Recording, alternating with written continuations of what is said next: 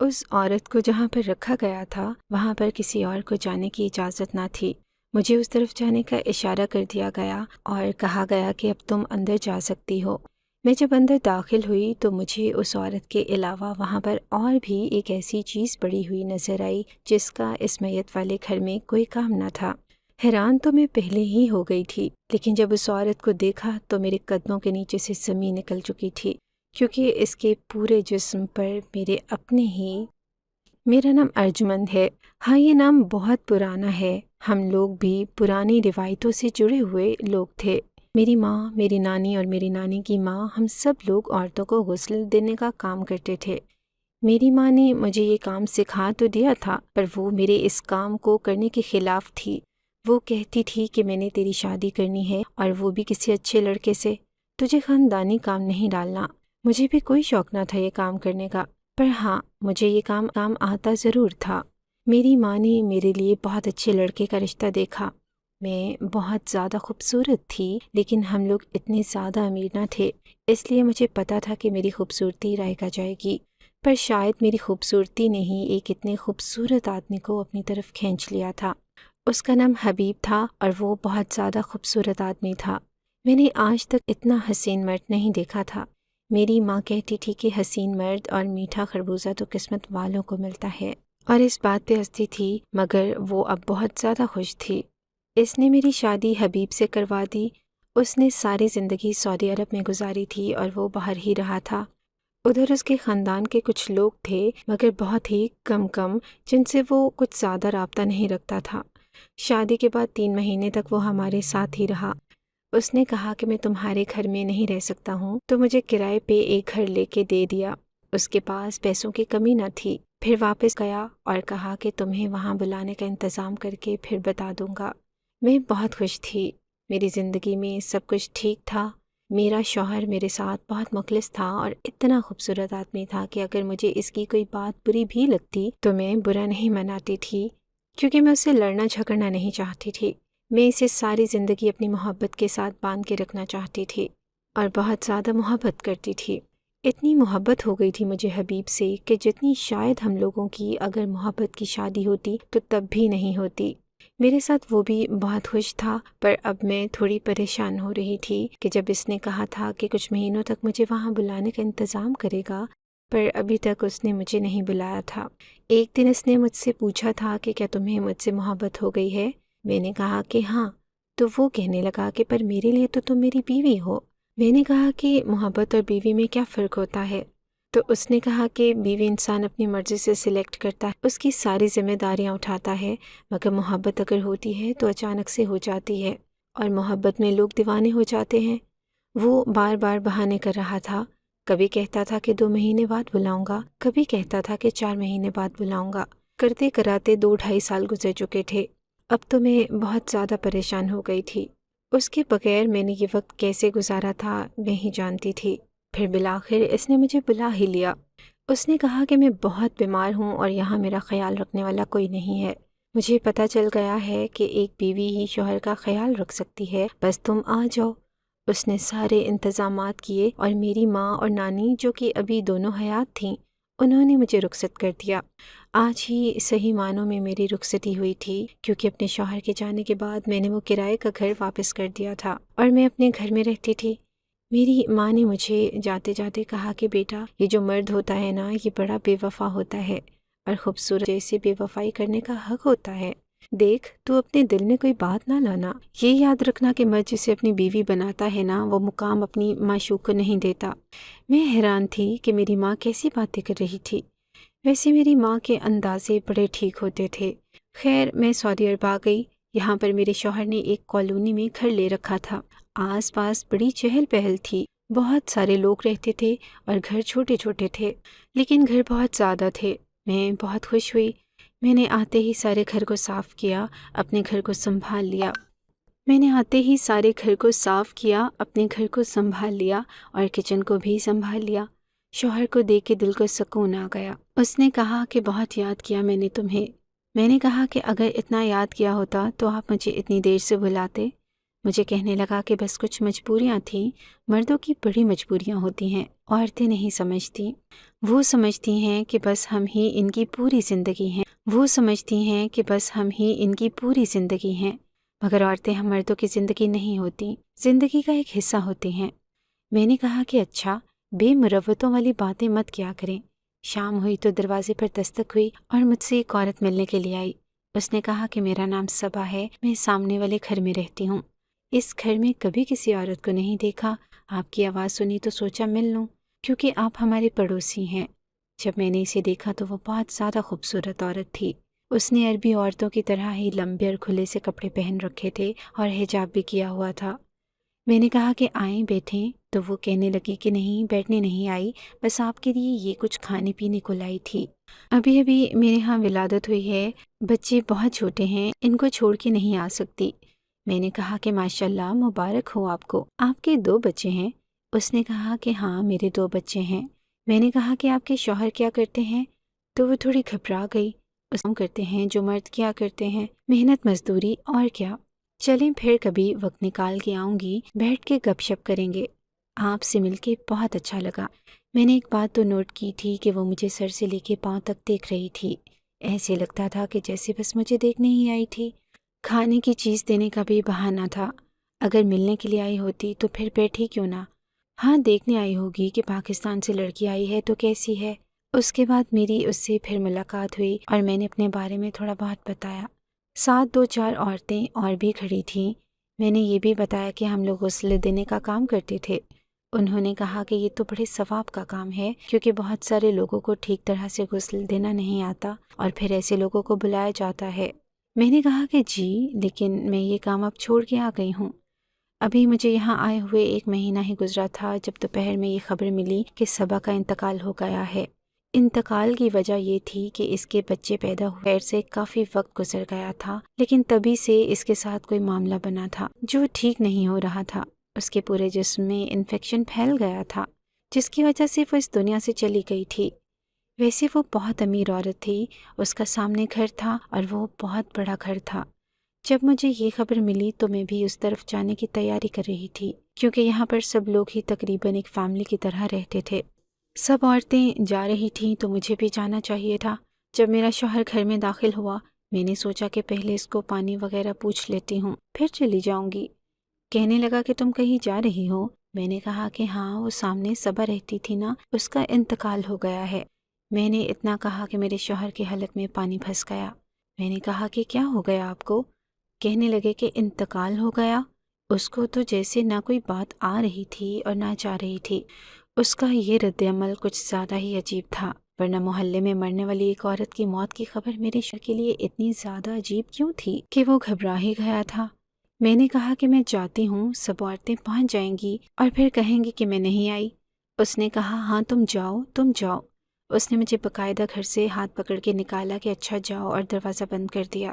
اس کی حالت تو مجھے سمجھ نہیں آئی، مگر ساتھ ہی ان عورتوں نے مجھے بلا لیا اور کہا کہ اچھا ہوا کہ آپ جلدی آ گئی ہیں، بس 1-1.5 گھنٹے تک غسل دینا ہے، اور یہاں پر یہ کام اور کسی کو نہیں آتا، آپ کو آتا ہے تو آپ ہی کر دیجئے۔ میری ماں کہتی تھی کہ مجھے یہ کام نہیں کرنا، وہ مجھے اس کام میں نہیں ڈالنا چاہتی تھی، لیکن یہاں پر اگر کسی کو ٹھیک سے یہ کام نہیں آتا تھا اور میں کر دیتی تو اس میں کیا مسئلہ تھا؟ میں نے کہا کہ ٹھیک ہے، میں یہ کام کر دوں گی، مجھے کوئی مسئلہ نہیں ہے۔ میں بھی جا کر بیٹھ گئی۔ صبا کے زیادہ رشتہ دار نہ تھے، مگر اس کے وہ 2 معصوم بچے، میں نے پہلی دفعہ ہی ان بچوں کو دیکھا تھا۔ وہ اپنے بچوں کو زیادہ باہر نہ نکالتی تھی، دونوں ہی بیٹے تھے اور بہت ہی پیارے تھے۔ ابھی تو فی الحال اس کے کسی رشتہ دار کے پاس ہی تھے۔ دور سے ہی دیکھا میں نے، پر میرا دل بھر آیا کہ بیچاروں کی ماں اس دنیا سے چلی گئی۔ اب کہیں جا کے تو انہوں نے پاؤں پاؤں چلنا شروع کرنا ہے اور ان کی ماں اس دنیا میں نہیں ہے۔ دل کو بہت دکھ ہوا۔ میں آس پاس دیکھ رہی تھی، لیکن مجھے کہیں بھی صبا کا شوہر دکھائی نہیں دے رہا تھا۔ مجھے اس کے شوہر کو دیکھنے کی بڑی خواہش تھی۔ وہ خود اتنی خوبصورت تھی، اس کا شوہر بھی ایسا ہی ہوگا، کیونکہ جب سے مجھے ایک خوبصورت مرد ملا تھا، میں نے دوسروں کے شوہروں کو کچھ زیادہ ہی دیکھنا شروع کر دیا تھا۔ اس نظر سے نہیں کہ میں دیکھنا چاہتی تھی کہ وہ کیسے ہیں، بس مجھے دیکھ کے خوشی ملتی تھی کہ میرا شوہر بہت خوبصورت ہے، کیونکہ ابھی تک جتنی بھی عورتوں کے شوہر دیکھے تھے، جتنے بھی جوڑے دیکھ رہی تھی، اس میں سے عورت کو ہی زیادہ خوبصورت دیکھا تھا۔ کہتے ہیں کہ دو لوگوں میں سے ایک ہی زیادہ خوبصورت ہوتا ہے، اور میں نے ہمیشہ لڑکی کو ہی خوبصورت دیکھا۔ میں بھی بری نہ تھی، مگر میرا شوہر اتنا خوبصورت تھا کہ اس کے ساتھ کھڑی ہوئی میں نارمل تھی۔ جب عورتوں نے کہا کہ آپ اس طرف آ جائیں، غسل دینے کی تیاری ہو گئی ہے، غسل دے دیں تاکہ جلدی جلدی باقی معاملات ہو سکیں، میں نے کہا کہ جی ٹھیک ہے۔ وہاں پر ایک اور عورت تھی جو سب سے آگے آگے تھی، وہی مجھے اس طرف لے کر گئی۔ جیسے ہی میں اس حصے میں آئی جہاں پر میت پڑی تھی، سامنے دیکھ کر میرے قدموں تلے سے زمین نکل گئی، کیونکہ وہاں پر پھٹکری کا انبار لگا ہوا تھا۔ میں حیران رہ گئی کہ اس وقت پھٹکری کا کیا کام تھا۔ ہم لوگ پہلے بھی غسل کے بارے میں جانتے تھے، میں نے اپنی ماں کو بھی یہ کام کرتے ہوئے دیکھا تھا۔ کستوری رکھی جاتی ہے، کچھ لوگ عطر وغیرہ بھی رکھتے ہیں، اگربتیاں بھی ہوتی ہیں، مگر یہ پھٹکری تو میں نے پہلی دفعہ دیکھی تھی کہ اس طرح سے رکھی گئی تھی، وہ بھی اتنی زیادہ۔ میں نے اس عورت سے پوچھا کہ یہ کیا ہے، تو اس نے کہا کہ میں تمہیں بتاتی ہوں۔ اس نے میرے کان میں کوئی بات بتائی اور پھر مجھے سمجھ آ گئی تھی، شاید مجھے غسل دیتے ہوئے یہ ساری پھٹکری استعمال کرنی پڑے گی۔ وہ عورت تو وہاں سے باہر چلی گئی اور میں نے ایسا ہی کیا، مگر یہ کیا کہ جیسے جیسے میں پھٹکری کا استعمال کر رہی تھی اور صبا کو دیکھ رہی تھی، ایسے ہی میری آنکھوں سے آنسو جاری ہو رہے تھے۔ آخر یہ کس قسم کی عورت تھی، کیسے معاملات سے گزری تھی؟ اب مجھے پتا چلا کہ پھٹکری کیوں رکھی گئی تھی۔ میری آنکھوں میں آنسو آ گئے، میری حالت کچھ عجیب سی ہو گئی۔ میں نے بہت زیادہ وقت لگا دیا، اتنا وقت تو نہیں لگتا مگر بہت زیادہ وقت لگ رہا تھا۔ اس کے غسل کے دوران پھٹکری استعمال کرتے کرتے میرے اپنے ہاتھ خشک ہو گئے تھے اور آنکھیں بھی رو رو کے خشک ہو گئی تھی۔ کیوں رو رہی تھی میں ایک ایسی عورت کے لیے جو میری پڑوسی تھی، اور میں تو صرف اسے غسل دے رہی تھی؟ میری آنکھوں میں آنسو کیوں آ رہے تھے؟ اس کا جواب میری بربادی تھی، اس کا جواب میری خوشیوں کو نکلنے والا ایک ایسا سانپ تھا جس نے مجھے اپنی گرفت میں لے لیا تھا، اور اب میری زندگی میں سب کچھ ختم ہونے والا تھا۔ میں نے غسل دے دیا، بوت بھی ختم کر دیے۔ اس عورت نے مجھے یہی کہا تھا کہ یہ بات باہر نہیں نکلنی چاہیے کہ یہاں پر پھٹکری کا استعمال کیوں ہوا ہے۔ میں نے کہا کہ مجھے بھی یہ بات کسی کو بتا کر کیا ملے گا۔ میں باہر نکلی تو میں نے ان بچوں کی طرف دیکھا اور بڑھ کے ان بچوں کو اپنی گود میں اٹھا لیا۔ میں نے دونوں بچوں کو ایک ساتھ ہی اپنی گود میں اٹھا لیا تھا۔ عورتیں بھی حیران ہو رہی تھی کہ پہلے تو اس نے بچوں کی طرف دیکھا بھی نہیں، اور اب کیسے پاگلوں کی طرح بچوں کو اپنی گود میں اٹھا کے گلے سے لگائے رو رہی ہے۔ میری آنکھوں میں آنسو تھے جو کہ ختم ہی نہیں ہو رہے تھے۔ جب میں واپس گھر آئی تو اپنے شوہر کو دیکھ کے ابھی حیران رہ گئی۔ اس کی آنکھیں اس کی مسکراہٹ کا ساتھ نہیں دے رہی تھی۔ کہنے لگا کہ آ گئی ہو؟ میں نے کہا کہ ہاں آ گئی ہوں۔ میں سیدھی اپنے کمرے میں گئی، میں نے بیگ نکالا اور اس میں اپنی چیزیں رکھنے لگی۔ وہ کہنے لگا کہ یہ کیا کر رہی ہو؟ سامنے والوں کے گھر ایک عورت کو غسل دینے گئی تھی تو پھر یہ سامان کیوں پیک کر رہی ہو؟ میں نے کہا کہ سامان اس لیے پیک کر رہی ہوں کیونکہ میں یہاں سے جا رہی ہوں، اور اگر آپ کے اندر تھوڑی سی بھی شرم باقی ہے تو میرا واپسی کا ٹکٹ کروا دیں، ورنہ میں وہ بھی خود ہی کروا لوں گی۔ مجھے واپس بھیجنے کے سب انتظامات کر دیں۔ مجھے پتا ہے کہ یہ پرایا شہر ہے، کوئی لاہور سرگودا کا سفر نہیں ہے کہ میں خود ہی اٹھ کے چلی جاؤں، مگر بس اتنی گزارش ہے آپ سے کہ مجھے یہاں سے بھیج دیں۔ میں نے یہ بات ایسے ہی کہی تھی کہ جیسے میں آخری دفعہ کہہ رہی ہوں، بس اس کے بعد نہ کوئی بحث ہو سکتی تھی اور نہ ہی کوئی بات۔ میرا شوہر جو میرے دونوں ہاتھوں کو پکڑے کھڑا تھا تاکہ میں سامان پیک نہیں کروں، اس نے میرے ہاتھ چھوڑ دیے اور کہنے لگا کہ تم نے غسل دیا ہے نا صبا کو؟ میں نے کہا کہ ہاں میں نے اسے غسل دیا ہے، اور اگر میں غسل نہ دیتی تو مجھے پتہ ہی نہ چلتا کہ میں اس دنیا کی کتنی بڑی بے وقوف عورت ہوں۔ لیکن اب میں اور بے وقوف نہیں بنوں گی، چلی جاؤں گی یہاں سے اور نہیں رہوں گی آپ کے ساتھ۔ اس نے کہا کہ صرف اس عورت کو غسل دینے کی وجہ سے تم مجھے چھوڑ کے جا رہی ہو۔ شوہر کی آنکھوں میں دیکھا اور کہا کہ جیسے آپ کو نہیں پتا کہ میں آپ کو چھوڑ کے کیوں جا رہی ہوں۔ میں ایک ہی سانس میں بولی تھی۔ میری آنکھیں پتھر کی ہو چکی تھی، رو رو کے میری آنکھوں سے آنسو بہہ رہے تھے، اور میں اپنے شوہر کی طرف یک ٹک دیکھ رہی تھی۔ اس نے سر جھکا لیا کیونکہ وہ غلطی پہ تھا۔ وہ سمجھ گیا کہ مجھے سب کچھ پتہ چل چکا ہے۔ اس نے 2 قدم پیچھے کی طرف بڑھائے اور کہا کہ ٹھیک ہے، تم جیسا چاہتی ہو ویسا ہی ہوگا، میں تمہیں واپس بھجوا دوں گا۔ یہ کہتے ہوئے اس کی آواز بھی آنسوؤں کی لرزش سے کانپ گئی، لیکن اب مجھے اس کے دکھ سے کوئی فرق نہیں پڑتا تھا، مجھے اس کی کسی بات سے کوئی فرق نہیں پڑتا تھا۔ وہ میرے سامنے روتا یا بلکتا، مجھے اس پہ رحم آنے والا نہ تھا۔ میری آنکھوں کے سامنے بار بار وہ پھٹکری کا انبار اور صبا کی میت آ رہی تھی، اور وہ سب جو میں نے اس کی میت کے ساتھ کیا، اتنی بڑی سزا میرے نصیب میں کیوں آئی؟ میں نے کسی کا کیا بگاڑا تھا؟ بھلا میں نے تو کبھی کسی کے ساتھ کچھ برا نہیں کیا تھا۔ میری آنکھوں میں آنسو روتے روتے اپنا سامان پیک جب واپس جا رہی تھی اور جہاز میں بیٹھی تھی تو میری اماں کی آواز میرے کانوں میں پڑ رہی تھی کہ بیٹا، یہ جو مرد ہوتے ہیں نا، بڑے بے وفا ہوتے ہیں، اور جو حسین مرد ہوتے ہیں ان پہ تو جیسے بے وفائی فرض ہوتی ہے، اس لیے کسی بات کو دل سے نہ لگانا۔ رشتوں کو آپ کبھی باندھ کے رکھ نہیں سکتے، وہ کبھی آپ کا ساتھ دیتے ہیں اور کبھی نہیں دیتے۔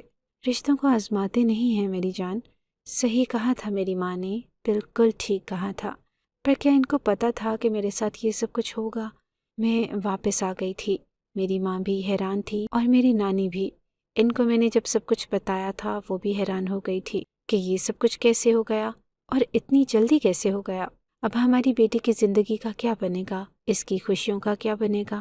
ابھی سب کچھ ختم تو نہیں ہوا تھا، لیکن بچا بھی کچھ نہیں تھا، کیونکہ جب میں اس عورت کو غسل دینے کے لیے آگے بڑھی اور میں نے دیکھا کہ پھٹکری پڑی ہے، تو مجھے دوسری عورت نے کہا کہ اس عورت کے جسم پر ٹیٹو بنے ہوئے ہیں اور اس نے اپنے محبوب کا نام اپنی کمر پہ لکھا ہوا ہے۔ اس پھٹکری کو اس ٹیٹو کے اوپر رگڑو تاکہ ٹیٹو مٹ جائیں، نہیں تو اس کا غسل نہیں ہوگا۔ اور اسی کام کو کرنے میں میرا زیادہ وقت لگا تھا، لیکن وہ ٹیٹو میرے شوہر کے نام کا تھا۔ اس نے میرے شوہر کا پورا نام لکھا تھا، حبیب۔ حبیب کوئی اور بھی ہو سکتا تھا، لیکن حبیب عالم میرا ہی شوہر تھا۔ اور پھر مجھے یاد آیا کہ کیسے وہ اس کی موت کی خبر سن کے تڑپ کے رہ گیا تھا۔ وہ اس کے گھر کے سامنے رہتی تھی، آتی جاتی تھی۔ میں نے عورتوں سے پوچھا کہ اس کا شوہر کون ہے، تو انہوں نے کہا کہ اس کے شوہر کا نام حبیب ہے۔ اس کا مطلب کہ وہ بچے بھی میرے شوہر کے تھے۔ اتنی بڑی بے وفائی! سوچیں کہ جب میں اپنے ہاتھوں سے ہی اس عورت کے جسم پر لکھا میرے اپنے شوہر کے نام کا ٹیٹو صاف کر رہی ہوں گی تو مجھ پر کیا گزری ہوگی۔ میری آنکھوں سے آنسو بہتے چلے جاتے تھے اور میرے ہاتھ چلتے جا رہے تھے۔ میں نے اپنا کام تو کر دیا، اس کو غسل دے دیا اور وہ مٹی کے حوالے ہو گئی۔ میرا رشتہ بھی کہیں کھو گیا تھا۔ میرا شوہر مجھے بار بار فون کر رہا ہے۔